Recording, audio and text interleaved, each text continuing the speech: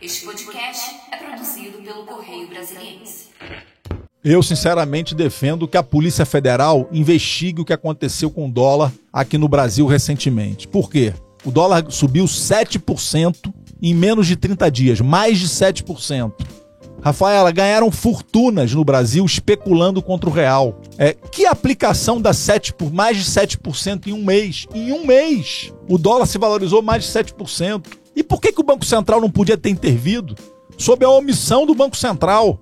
O Brasil tem 353 bilhões de reservas cambiais que existem justamente para isso. Para quando o mercado eleva a aposta contra o real, especula contra o Brasil, o Banco Central está ali para garantir que essa especulação não vá à frente.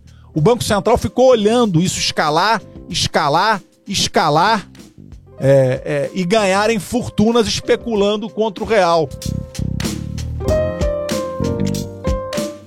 Olá, sejam bem-vindos a mais uma edição do podcast do Correio. Eu sou Henrique Lessa, ao lado da minha colega Rafaela Gonçalves. Vamos conversar com o presidente da Agência Brasileira de Desenvolvimento Industrial, Ricardo Capelli. Capelli já presidiu a União Nacional dos Estudantes, a UNE, é jornalista e, como secretário executivo do Ministério da Justiça na gestão do ex-ministro Flávio Dino, ficou nacionalmente conhecido como interventor federal na segurança pública do Distrito Federal, logo após os atos do 8 de janeiro de 2023.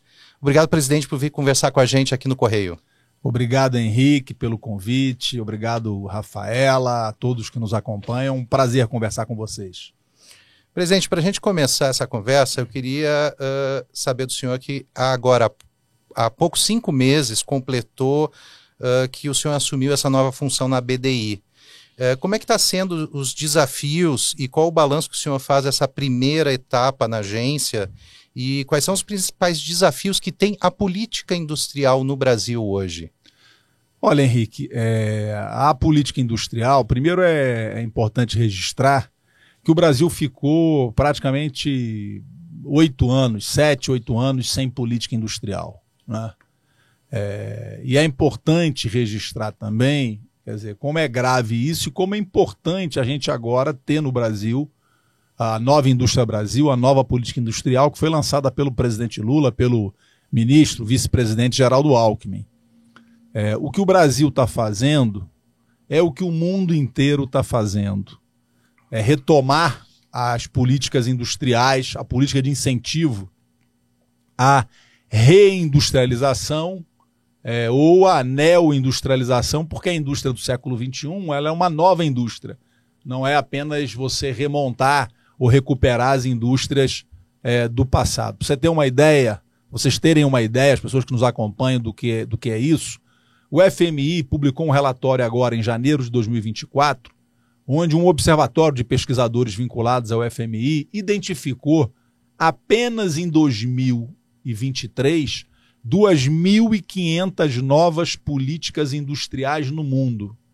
48% dessas políticas foram implantadas pelos Estados Unidos, pela China e pela União Europeia, e com impacto em 71% do comércio global. Veja você, mais de 70% do comércio global está sendo impactado pelas políticas industriais que foram aplicadas no ano passado pela China, pelos Estados Unidos e pela União Europeia. O que está acontecendo no mundo?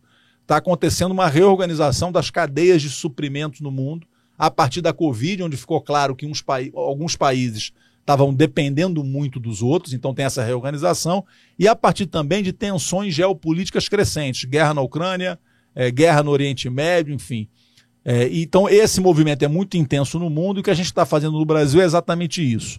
O Nova Indústria Brasil foi lançada, são um conjunto de medidas que entre essas medidas, por exemplo, nós temos o Plano Mais Produção, que são 300 bilhões de reais de crédito através do BNDES, da FINEP e da Embrapi, crédito com a grande maioria desses recursos com juros de mercado, TLP, e uma parte pequena com TR, com juros mais baixos, que são para inovação. Agora, além disso, a gente tem a depreciação acelerada, a gente tem o mover, quer dizer, depreciação acelerada, o que é isso? o nosso parque de máquinas e equipamentos, Parque Fabril brasileiro, as nossas máquinas têm, em média, Rafaela, 14 anos. Então, o presidente Lula, a gente enviou ao Congresso Nacional, o ministro Alckmin, e o presidente Lula sancionou, o Congresso aprovou, fez um importante papel, que agora as empresas podem renovar o seu Parque Fabril e abater isso dos impostos em apenas 2 anos. Então, isso vai acelerar muito a troca de máquinas, a modernização do Parque Fabril brasileiro. O Mover, que são 19 bilhões para pesquisa e desenvolvimento para a indústria automotiva. Então tem um conjunto de medidas no Nova Indústria Brasil que vão desde crédito até políticas de incentivo à indústria que estão reativando, recuperando a indústria no Brasil. E qual é o resultado disso?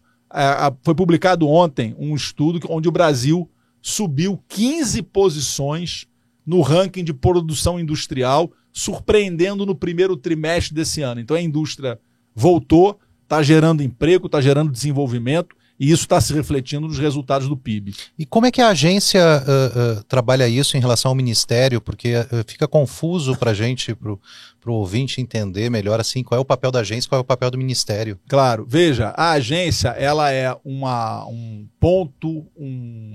é um serviço social autônomo, é uma estrutura mais flexível, mais dinâmica, de direito privado. Então ela funciona em absoluta sintonia com o Ministério e apoia o Ministério em algumas iniciativas, como, por exemplo, o monitoramento da política industrial. Quem vai fazer o monitoramento da política industrial para saber o seguinte, os 300 bilhões, por exemplo, esses recursos estão indo para que setores? Estão dentro das missões definidas pelo Nova Indústria Brasil, esses setores, qual é o resultado desse crédito que está sendo dado? A avaliação de resultado, a avaliação de impacto, está tendo adensamento dessas cadeias produtivas.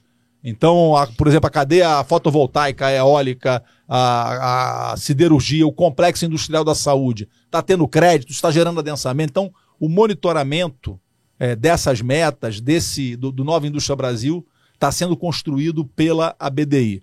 O que a gente está fazendo também na agência, na ABDI?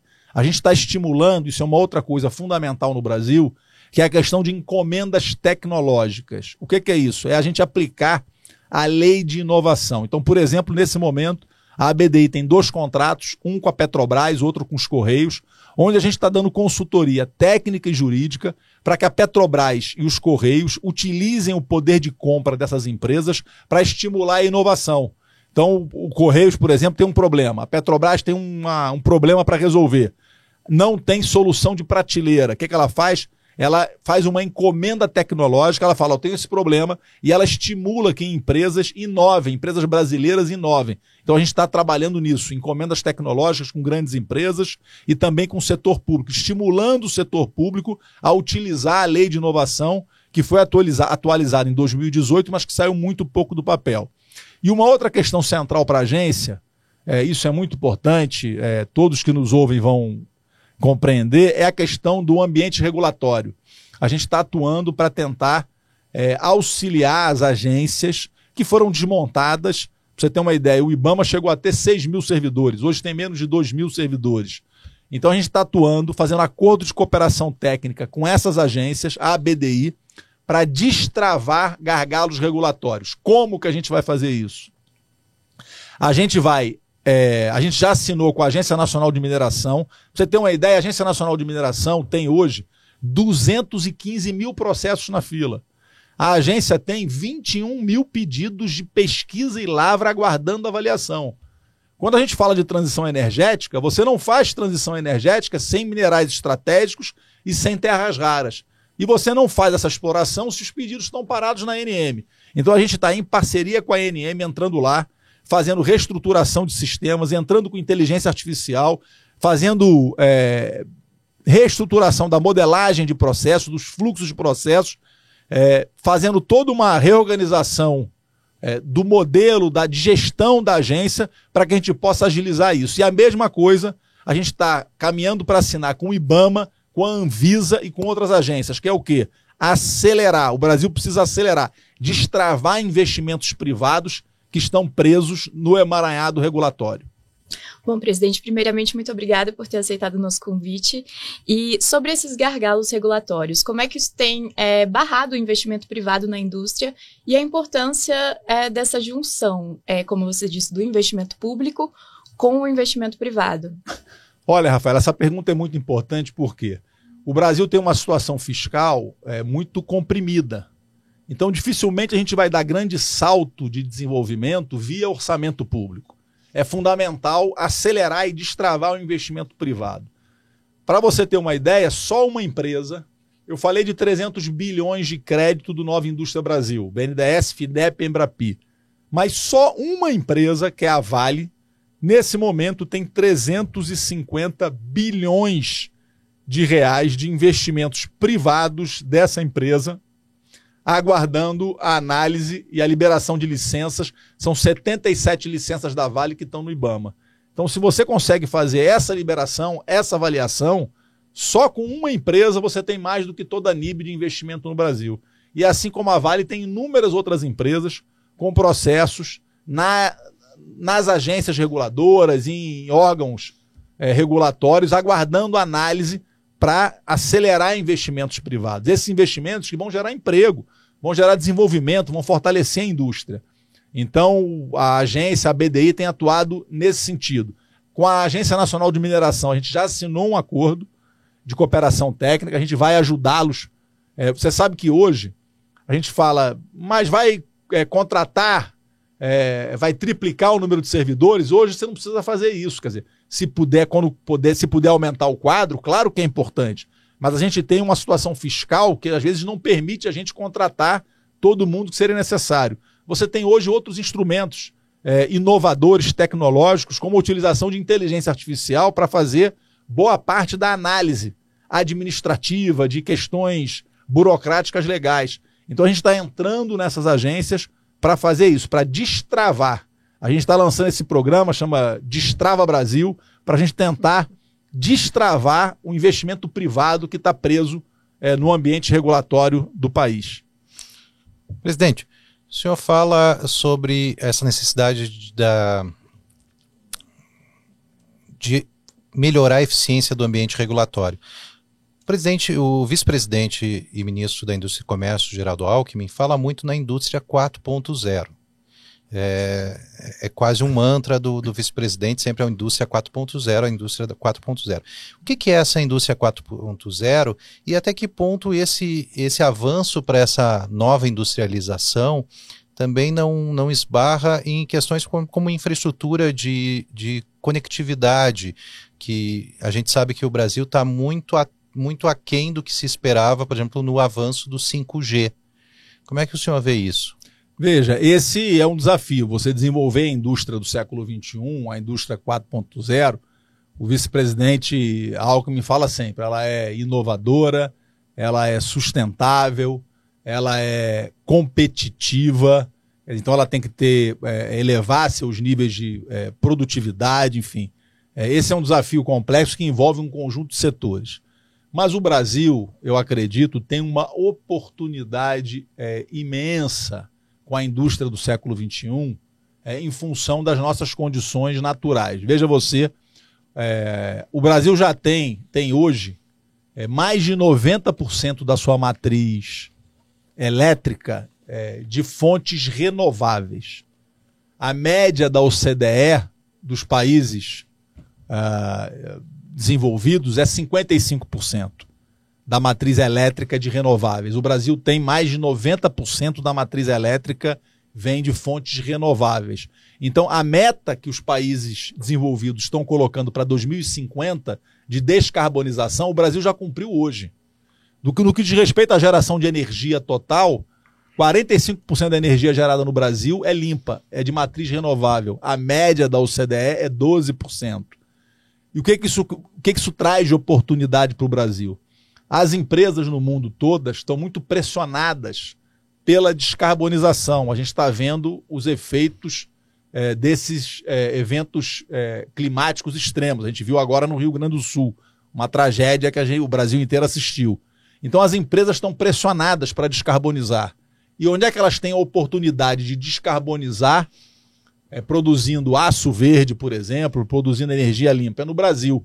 A gente tem aqui a matriz limpa, a gente tem, no que diz respeito à fotovoltaica e eólica, por exemplo, a gente tem a melhor incidência de raios solares do mundo, a gente tem, no que diz respeito à eólica, energia eólica limpa, matriz limpa, a gente tem ventos, os melhores ventos do mundo, constância, força. As nossas turbinas eólicas no Brasil, elas produzem quase o dobro da média de produção de energia das turbinas eólicas no resto do mundo. Então a gente tem aqui uma janela de oportunidade nessa transição energética para atrair para o Brasil plantas de empresas que vão precisar descarbonizar a sua linha de produção. Então a gente pode neoindustrializar o Brasil a partir dessa vantagem estratégica que a gente tem com a matriz limpa. Então o Brasil tem muita oportunidade. Claro que você falou, precisamos avançar ainda no 5G, tem desafios, mas a gente também tem muitas oportunidades e a gente está preparado com crédito, com o Fundo Clima. A gente tem o Ministério da Fazenda trabalhando no fundo para proteger os investimentos externos de variação cambial. Então a gente tem um conjunto de um ambiente macroeconômico que permite que esses investimentos sejam feitos no Brasil. Então, eu acredito que é por aí que a gente vai neoindustrializar o Brasil. Bom, agora, sobretudo, o Brasil está nos olhos do mundo com o G20, o plano de transição ecológica. E teria alguma parceria importante que a BBDI, que a ABDIB está acompanhando nesse momento? A gente viu uma comitiva brasileira indo fechar investimentos no exterior. O que a indústria está trazendo de inovação nesse sentido? Veja, a gente tem, a BDI vai participar da reunião do B20, a gente tem participado de fóruns internacionais, a gente teve agora, na missão que foi liderada pelo presidente Alckmin, a China, a gente tem participado junto com a Apex, do presidente Jorge Viana, de uma série de missões pelo mundo para atrair investimentos e também para abrir mercados.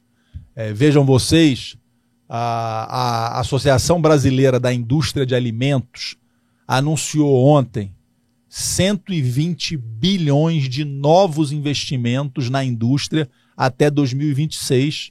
E por que ela fez isso? Porque ela também anunciou ontem um crescimento de 3,3% da indústria de alimentos no Brasil apenas no primeiro semestre, consolidando o Brasil como o maior exportador de alimentos industrializados do mundo.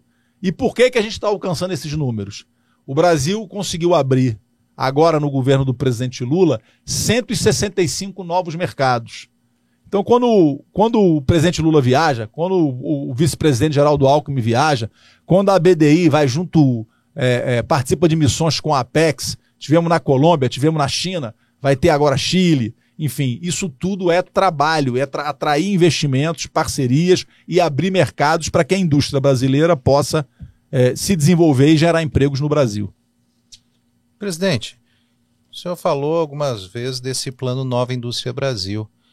Nesses 6 meses que tem o plano e 5 meses que o senhor está à frente da BDI, qual é o balanço que dá para fazer desse plano e dos avanços que se teve nessas ações do vice-presidente Geraldo Alckmin e da BDI? Olha, melhor do que eu fazer balanço é a gente mostrar números. Porque contra fatos, contra números, não há argumento que supere os números, né? Então vou citar alguns números, né? Acabei de citar da indústria de alimentos. Crescimento de 3,3% no primeiro semestre. Vou citar o ranking internacional de produção industrial, que no primeiro trimestre desse ano, o Brasil subiu 15 posições no ranking. O Brasil foi para a 46ª posição entre 110 países. Cresceu 15 posições. A gente está vendo, Henrique, o PIB e a produção industrial crescer e o impacto disso no PIB. Vamos lembrar que no ano passado, o Brasil começou, o mercado fazia a projeção de que o Brasil ia crescer 0,7%. E o Brasil fechou o ano crescendo 2,9%. Esse ano, a gente começou o ano com o mercado dizendo que o Brasil ia crescer 1,4, 1,3. Ontem o presidente disse 2,5. A gente hoje está em julho e o mercado já está dizendo 2,5. Eu estou muito confiante de que a gente pode superar o resultado do PIB do ano passado. Sabe por quê? E aí, volto a dizer, não é opinião, são números. Vou te dar um exemplo. No primeiro trimestre desse ano, o número de propostas apresentadas no BNDES cresceu 64%. O que é isso? São empresas, 64% mais de propostas de empresas buscando crédito. Se a empresa está buscando crédito, é para fazer o quê? Para investir, para gerar desenvolvimento.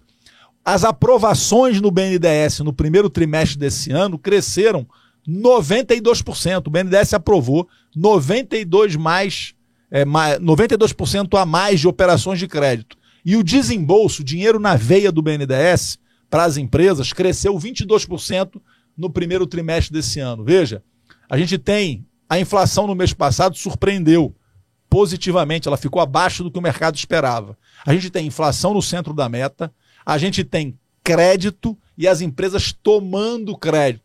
A gente tem o setor automotivo, a Anfávia anunciou 130 bilhões de investimentos até 2028 no setor automotivo. A Associação Brasileira da Indústria de Alimentos anunciou ontem 120 bilhões de investimentos até 2026. E o setor siderúrgico anunciou 100 bilhões de investimentos na ampliação das plantas da siderurgia no Brasil. Então, veja, os números falam por si e apontam que o Brasil está retomando uma trajetória de crescimento forte e segura. Bom, presidente, mas não é esperado um efeito do Rio Grande do Sul nesse PIB do segundo trimestre. Olha, eu vou responder utilizando uma fala de um relatório que a XP, que é uma das maiores bancos de investimento do Brasil, fez essa semana. A própria XP anunciou essa semana que ela foi surpreendida porque ela esperava que o Rio Grande do Sul fosse ter um impacto grande no crescimento do PIB. O que está se verificando é que isso não vai acontecer e que o PIB vai crescer acima do que o mercado projetou no início do ano. Então, não sou eu falando, é o próprio mercado dizendo que o rendimento, o desempenho da economia brasileira está superando as expectativas. Eu queria lhe perguntar, além da questão do efeito Rio Grande do Sul no PIB, nosso setor industrial, o nosso maior comprador no exterior é a Argentina. Como é que o senhor vê essa movimentação da Argentina estar se distanciando do Brasil depois do presidente argentino vir a Santa Catarina, não conversar com o presidente Lula, e essa semana, inclusive, o governo brasileiro chamou o embaixador a Brasília para esclarecimentos, para consultas. Como é que o senhor está vendo isso? Porque isso preocupa a indústria, não? Veja, o Brasil tem... o maior parceiro comercial do Brasil hoje é a China, com quem a gente tem um saldo da balança comercial muito favorável. Mas é o agro, né, que vende para a China. A indústria vende para a Argentina, né? Mas vende tudo para a China, não vende só o agro. O agro vende muito, mas vende também. Claro, a gente tem a indústria com a presença grande na Argentina. Mas veja, eu vejo com muita tranquilidade. Por quê? Porque nem sempre o espetáculo da política se traduz em ações concretas.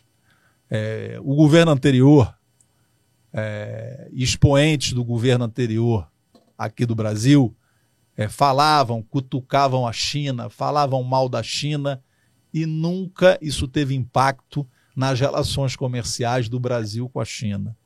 Então, eu vejo com tranquilidade e com otimismo. Acho que o presidente da Argentina ele faz ali o posicionamento político dele. Agora, na hora dos negócios, e a gente está falando de negócios entre empresas, entre empresários, vamos ver se isso vai se verificar e qual vai ser o impacto disso. Mas mesmo negócio entre empresários precisa do governo, com taxas, com alfândegas, com guias de importação, exportação. Mas o governo é facilitador, é meio, né? Eu volto a dizer... Ou pode ser um dificultador. Eu não acredito. Eu vejo com tranquilidade. Acho que o presidente argentino fala para o público dele. Enfim, no teatro da política acontece isso. Às vezes as pessoas falam, mas isso não se reproduz no mundo empresarial, nos negócios, que é sempre muito mais pragmático. Então eu sou otimista e tenho uma visão de que acho muito difícil que esse discurso, às vezes exagerado, ele impacte numa relação comercial pragmática que é de interesse das nações. Bom, sobre meta fiscal, você mesmo disse que não tem como a indústria crescer hoje em dia com base no poder público por esse quadro fiscal frágil. O presidente Lula, em entrevista, relativizou o cumprimento da meta recentemente, mas, nesse caso, o cumprimento da meta não seria algo essencial para o crescimento do país, e não cumprir é um risco também para o investimento na indústria? Olha, eu discordo de que o quadro fiscal brasileiro é frágil. Veja, eu não disse que a indústria não cresce via ação do Estado, orçamento público. Eu disse que ela não cresce apenas com o apoio do Estado. A gente tem que conjugar o apoio do Estado, crédito, medidas como o Mover para a indústria automotiva, a depreciação acelerada para a indústria de máquinas e de equipamentos, enfim. A gente tem que conjugar medidas do Estado com o investimento privado. Então, o equilíbrio é público e privado andando junto. Com relação ao quadro fiscal, veja, se a gente pegar todas as economias do mundo em desenvolvimento, quem é que está girando com superávit ou com déficit zero? Então, veja, responsabilidade fiscal sempre. Mas o mais importante quando a gente fala de gasto público, de investimento público, não é a quantidade, mas é a qualidade do gasto público. Porque gasto público que gera desenvolvimento, ele volta como receita, ele volta como empregos. Então, a absoluta sintonia no governo entre o vice-presidente Geraldo Alckmin, o ministro Fernando Haddad, o presidente Lula, claro, de que a gente precisa conjugar esses elementos, quer dizer, responsabilidade fiscal, mas, ao mesmo tempo, uma presença forte do Estado, trabalhando a eficiência, a efetividade, a qualidade do gasto público. Quando o gasto público gera desenvolvimento, ele não é gasto, ele é investimento. Presidente, o senhor fala em unidade. Eu tive na sua posse, ali em fevereiro, e acompanhei os discursos na posse, e me chamou a atenção, assim, muito claramente, uma pequena rusga entre a ministra do Planejamento, Simone Tebet, e o presidente do BNDES, o presidente Aloysio Mercadante. O que a gente poderia dizer que seria uma divisão que a gente vê no governo entre os desenvolvimentistas e os fiscalistas, digamos assim.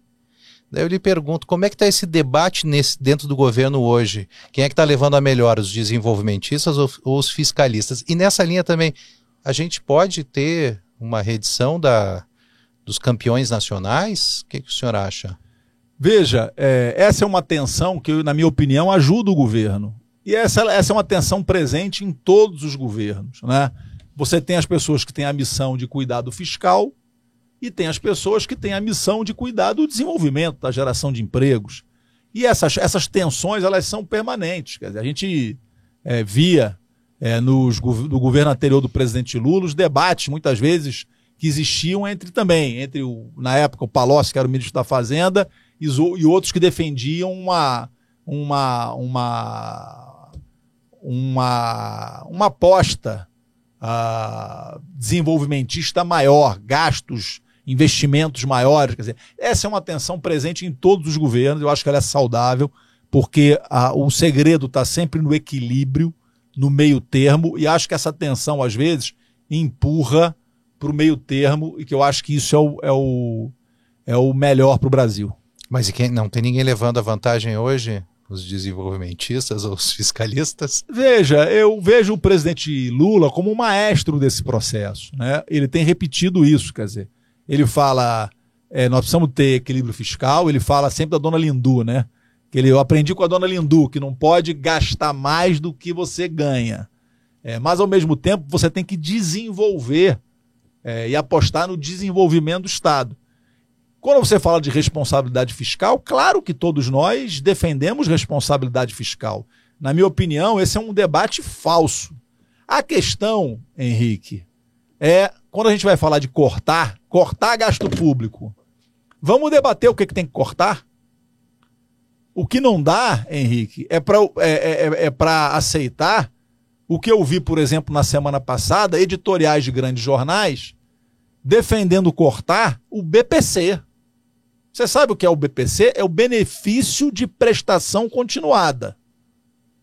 É um salário mínimo que é um apoio que o governo dá para idosos e pessoas com deficiência, idosos que chegam no final da vida sem nenhum amparo. É um benefício que, se você tira das pessoas, as pessoas vão passar fome. E tinha gente defendendo que vai fazer o equilíbrio fiscal do Brasil, jogando na fome, no desalento, idosos e pessoas com deficiência. Mas o próprio... Esse é o caminho do Brasil. Veja, nós pagamos de serviço da dívida no ano passado 750 bilhões de reais de juros. Se a gente reduz 1 ponto a taxa de juros, a gente economiza quanto? Mais de 70 bilhões. Por que ninguém faz editorial defendendo reduzir a taxa de juros? A gente teve ano passado, Henrique, a gente gastou no ano passado com desonerações que em geral vão para grandes empresas, desonerações, quer dizer, redução de impostos para grandes empresas, 650 bilhões de reais. Por que na hora de cortar não corta dos banqueiros, dos rentistas dos juros, que levaram 750 bilhões? Por que não corta, não reduz desoneração das grandes empresas? Aí tem que cortar do idoso, tem que cortar do deficiente, da pessoa com deficiência. Então veja, responsabilidade fiscal todos defendemos. Agora tem que botar na mesa o seguinte, quem é que corta da onde? Esse é o grande debate. Bom, presidente, sobre essa atuação do BC, você falou sobre as taxas de juros e também recentemente você deu uma declaração sobre uma possível intervenção no dólar. Como é que você vê esse cenário? Porque os economistas defendem que uma intervenção, na verdade, pode ser um agravante para o mercado. Olha, o que aconteceu, eu sinceramente defendo que a Polícia Federal investigue o que aconteceu com o dólar aqui no Brasil recentemente. Por quê? O dólar subiu, o câmbio subiu, o dólar subiu 7% em menos de 30 dias, mais de 7%. Rafaela, ganharam fortunas no Brasil especulando contra o real. Gente que estava comprada em dólar ganhou fortuna. Que aplicação dá mais de 7% em um mês? Em um mês, o dólar se valorizou mais de 7%. E por que o Banco Central não podia ter intervido? Sob a omissão do Banco Central. O Brasil tem 353 bilhões de reservas cambiais que existem justamente para isso. Para quando o mercado eleva a aposta contra o real, especula contra o Brasil, o Banco Central está ali para garantir que essa especulação não vá à frente. O Banco Central ficou olhando isso escalar e ganharem fortunas especulando contra o real. Quer dizer, e aí, veja, é um discurso que ele se retroalimenta. Porque eles dizem o seguinte, o Banco Central deixa o dólar subir, o dólar sobe. Só que boa parte dos produtos que você compra no supermercado, que compra para sua casa, tem componentes ou ingredientes que são em dólar. Quando o Banco Central deixa o dólar subir, os preços sobem. Quando os preços sobem, o Banco Central diz, olha, os preços estão subindo, estão pressionando a inflação. Então eu preciso manter ou subir a taxa de juros. Isso é um absurdo. Mas, e tem gente ganhando fortunas com isso no Brasil. Mas, presidente, o que os especialistas falam é que é importante a intervenção do Banco Central no mercado de câmbio quando os fatores que elevam o preço da moeda são fatores internos, que daí o Banco Central tem alguma ação. E o que os especialistas disseram nesse período dessa alta do dólar, os principais fatores foram fatores externos. E eu me lembro que o senhor, num evento do Movimento do Brasil Competitivo, chegou a dizer, quase a sugerir que o presidente Roberto Campos Neto estava fazendo quase campanha contra o presidente Lula. Perdão, Henrique, eu não sugeri isso. Ele está em campanha. Não sou eu que estou sugerindo. Ele foi para um jantar com o governador de São Paulo, que é colocado como candidato de oposição ao presidente Lula em 2026, e perguntado, e foi tratado como futuro ministro da Fazenda da oposição. O Banco Central não é independente? Não é um órgão técnico? O que o presidente do Banco Central está fazendo num jantar com líderes da oposição e desfilando como futuro ministro da Fazenda de um governo de oposição? Isso é Banco Central independente? Ele está em campanha para ministro. Isso é um técnico? Isso é postura de técnico independente? Sinceramente. Mudando um pouquinho da temática, presidente, o senhor falou já em mais de uma declaração que é muito importante o Brasil investir em extrair o petróleo da margem equatorial na foz do rio Amazonas. Só que o senhor citou agora há pouco a situação, por exemplo, do Rio Grande do Sul, que é uma clara demonstração das mudanças climáticas. Já não seria o momento do Brasil abdicar isso? E isso a gente sabe que também existe a disputa dentro do governo, entre os ministérios, as áreas do meio ambiente, as áreas de energia, sobre a necessidade da gente explorar ainda mais petróleo, porque a gente sabe que tem uma curva do investimento em que um poço desse, para ser explorado, perfurado, ele precisa de 30, 40, 50 anos de exploração para compensar o custo do investimento, de você fazer uma plataforma marítima. Não seria o momento da gente desistir disso? Henrique, quem vai me responder é você, não sou eu. Essa sua pergunta, você vai me responder. Eu vou te dar exemplo concreto. Eu não sou da área. Sabe quem está explorando petróleo na Guiana? Você sabe quem está explorando petróleo na Guiana? 2 empresas norte-americanas, a Chevron e a Exxon. Sabe quanto a Guiana cresceu no ano passado? Em um ano, 38%. E quanto a gente gastou no Rio Grande do Sul? Veja, a Guiana cresceu 38%. Foi o país que mais cresceu no planeta. 2 empresas norte-americanas lá. Sabe qual é a empresa que está no Suriname explorando a margem equatorial? É a Total, a francesa Total. Então veja, não venham fazer discurso de sustentabilidade europeus e norte-americanos no Brasil, querer que o Brasil deixe de explorar as suas riquezas quando eles estão explorando. São empresas norte-americanas que estão na Guiana explorando petróleo. Na margem equatorial, é uma empresa francesa que está lá no Suriname. Já já vai começar a estar fazendo pesquisa no Suriname. Então veja, a margem equatorial, Henrique, ela muda todo o arco norte do Brasil. Ela muda o Pará, ela muda o Amapá, ela muda o Maranhão, ela muda o Piauí, o Ceará e o Rio Grande do Norte. A gente tem, veja, 38% de crescimento na Guiana. Se a gente tiver metade disso de crescimento, o arco norte do Brasil, a gente vai gerar milhares de empregos, desenvolvimento. E com relação à sustentabilidade, eu digo para você, eu confio na Petrobras. A Petrobras explorou a margem equatorial aqui na Bacia de Santos, no Rio de Janeiro, nunca teve um vazamento. A Petrobras é líder mundial em exploração de águas profundas. Nunca teve um problema. Vem empresas do mundo inteiro para cá para conhecer o que a Petrobras faz. Então eu tenho absoluta confiança na Petrobras e acho que o dinheiro dessa riqueza que o Brasil tem, que tem que ser revertida para os brasileiros, Henrique, mais pobres.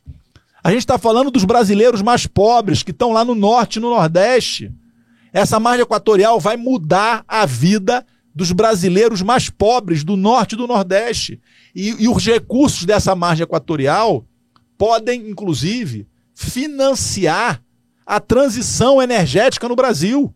Porque você não faz transição energética, por exemplo, você não faz a transição das cadeias produtivas, você não limpa as cadeias produtivas sem dinheiro, sem recursos. Então eu penso diferente, eu penso que o petróleo e essa riqueza imensa que o Brasil tem, veja, os americanos não estão abrindo mão da riqueza, os franceses não estão abrindo mão da riqueza. Por que o Brasil, que é o mais pobre de todos, vai abrir mão dessa riqueza? E essa riqueza pode ajudar a gente a financiar a neoindustrialização, uma indústria limpa, a transição energética. Então eu acho que, como eu disse já... Mas deixa eu lhe fazer uma provocação. Quem tem alguns anos a mais de praia, como eu, tem uma sensação um pouco déjà vu ouvindo o senhor. Aquele déjà vu da revolução da educação quando se descobriu o pré-sal no primeiro governo do presidente Lula. A gente não conseguiu avançar como o presidente Lula esperava lá em 2013, 2003, 2004, 2005, quando se encontrou o pré-sal. Por que você acha que derrubaram a presidente Dilma? Por que você acha que vazaram os e-mails da presidente Dilma? Invadiram os e-mails da presidente Dilma, invadiram os e-mails da Petrobras. Por quê? Por que o alvo central da Lava Jato foi a Petrobras? Ninguém quer admitir um novo gigante no hemisfério sul. O pré-sal colocava o Brasil numa condição podia colocar o Brasil numa condição de desenvolvimento superior. A presidente Dilma não foi deposta por um acaso. Petróleo é riqueza que mexe com a geopolítica global. Derrubaram a presidente Dilma, depois fizeram a Lava Jato que destruiu a indústria de engenharia pesada do Brasil. O Brasil estava exportando serviço para 80 países. A gente tinha empresas do Brasil de engenharia pesada exportando serviço para 80 países. Destruíram tudo no Brasil. E por que você acha que fizeram isso? Eu tenho a convicção de que isso foi feito para impedir que o Brasil desse um salto de desenvolvimento e a mola propulsora desse salto ia ser o pré-sal. E eu acho que agora a gente tem uma outra oportunidade. A gente perdeu a luta política. Quem fez isso foi o senador Sérgio Moro? Veja, isso não é obra de uma pessoa só, né? Então, na minha opinião, eu estou com o ministro Celso Amorim, que ele sempre ele diz que o seguinte: quem quiser que acredite em coincidências, eu só acredito em teoria da conspiração. Então veja, na minha opinião aquilo não foi por um acaso. O Brasil descobre o pré-sal ia colocar o Brasil estava exportando serviço para 80 países, o Brasil tinha as empresas de engenharia na África, aqui na América do Sul, ocupando mercado. O Brasil estava crescendo, o Brasil ia virar um gigante da OPEP, estava naquele caminho, com um salto de desenvolvimento. Aí quando o Brasil busca esse patamar, o Brasil fortalece os BRICS, a relação Sul-Sul, África do Sul, China, no meio disso, derrubam a presidente Dilma e vem a Lava Jato para destruir tudo que foi feito. Foi por acaso? Eu não acredito. Eu acho que a gente não pode abrir mão dessa nova oportunidade, que é a margem equatorial. Tem que fazer com responsabilidade, com respeito ao meio ambiente, seguindo todas as regras e as proteções, o seguro ambiental, mas abrir mão de riqueza, um país como o nosso, com um nível ainda de dificuldades que a gente tem, de pobreza que a gente tem no Norte e no Nordeste, a gente não pode abrir mão dessa riqueza. Bom, presidente, no campo político, seu nome tem sido ventilado como um possível candidato ao governo do Distrito Federal. Essa possibilidade é real, eu sei que ainda é cedo, mas você se vê voltando a concorrer a um cargo eletivo? Veja... O senhor foi candidato a vereador no Rio de Janeiro, nos anos já 90. tem bastante tempo. Mas veja, muitas pessoas têm me estimulado a participar do processo eleitoral aqui no Distrito Federal. Está muito longe ainda, mas eu acho que é fundamental a gente construir um campo aqui no Distrito Federal que possa defender essa frente democrática que levou o presidente Lula a ganhar a eleição. Quer dizer, eu vejo pelos jornais, eu fico abismado, quer dizer, a extrema-direita aqui no Distrito Federal, de forma arrogante, de forma autoritária, tratando a eleição daqui como se não houvesse eleição, como se não fosse ter disputa, quer dizer, como se eles já tivessem ganhado a eleição. Então, eu acho que a gente precisa enfrentar essa questão, construir um campo aqui e fazer o debate sobre o Distrito Federal. Né? Não é só o debate nacional, fazer o debate sobre o Distrito Federal. O debate que interessa as pessoas, né? Eu tenho visto aqui pelos jornais, quer dizer, todo mês, às vezes toda semana, quer dizer, crianças, gente morrendo nas unidades de saúde, gente. Isso na capital federal é inadmissível, quer dizer, inadmissível. Se a gente pegar aqui o percentual per capita de investimento na saúde no Distrito Federal, com certeza é um dos maiores do Brasil. Aqui era para ter uma saúde de excelência. Enfim, então acho que tem um debate para ser feito, um debate que é próprio da democracia, que é bom e que eu acho que tem que ser feito no momento adequado. E acho que para o nosso campo o fundamental é construir com maturidade uma ampla unidade. Pelo visto, o senhor pessoalmente está disposto a participar do debate e a participar da briga, caso necessário. Henrique, veja, eu trabalho, luto, milito pelo Brasil há mais de 30 anos. Então, você quando faz isso, às vezes você faz sendo candidato, às vezes você faz não sendo candidato, mas você participa do debate político. Então, claro, tudo que aconteceu aqui, inclusive a intervenção federal do dia 8 de janeiro, quando eu fui interventor federal, secretário de Segurança do DF durante o mês de janeiro, né, foi um momento muito marcante.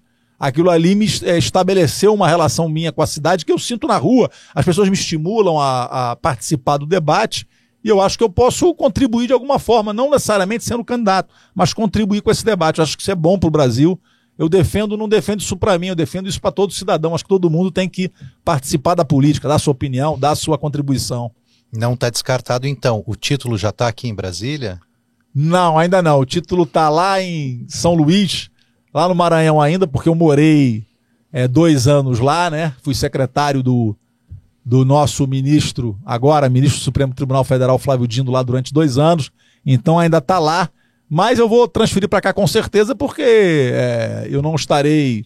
eu não estou mais morando lá no Maranhão, então é natural que eu transfira para cá. Em nome do Correio Brasiliense e dos Diários Associados, muito obrigado, presidente Capelli, pela sua visita. Muito obrigada, ficamos muito felizes por essa oportunidade de debater um pouco sobre o setor industrial. Obrigada pela sua presença. Obrigado, Henrique, Rafaela, a todos que nos acompanham. Foi um prazer poder conversar com vocês. E o nosso muito obrigado a todos que nos acompanharam em todas as redes e essa edição do podcast do Correio. E não deixe de nos acompanhar favoritando nosso podcast no Spotify, Deezer e também no YouTube. Até a próxima. Até.